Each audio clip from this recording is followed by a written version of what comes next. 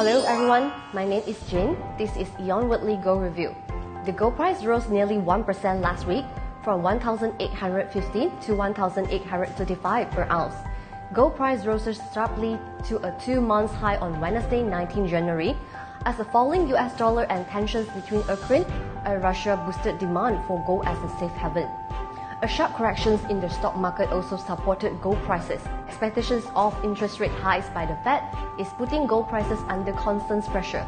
The US is expected to end money printing in March, and the Fed may also signal that it will raise interest rate in the same month. With inflation rising to a nearly 40-year high, it is expected that the Fed will raise interest rate multiple times this year and begin shrinking their $8 trillion balance sheet as soon as possible.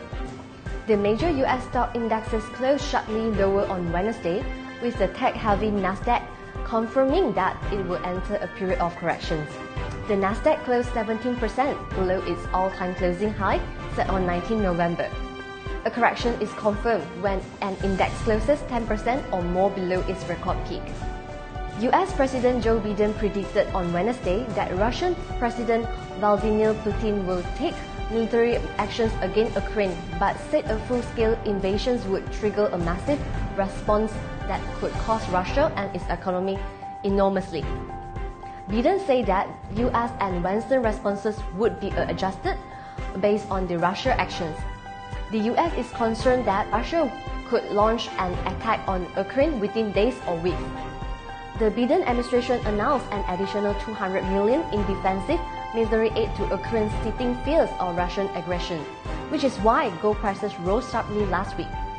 US jobless claim jumped to a 3-month high last week, likely due to the recent wave of Omicron infections that disrupted business activity, which is limit job growth this month.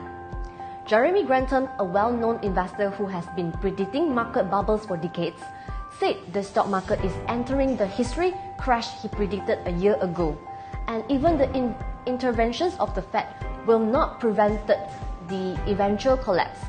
He is convinced that the bubble will burst like the stock market crash of 1922, the dot-com burst of 2000, and the financial crisis of 2008.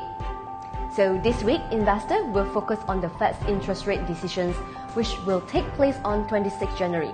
There is the index that the Fed is very focused on, personal consumption expenditure, PCE. So thank you for watching EION Weekly Gold Review.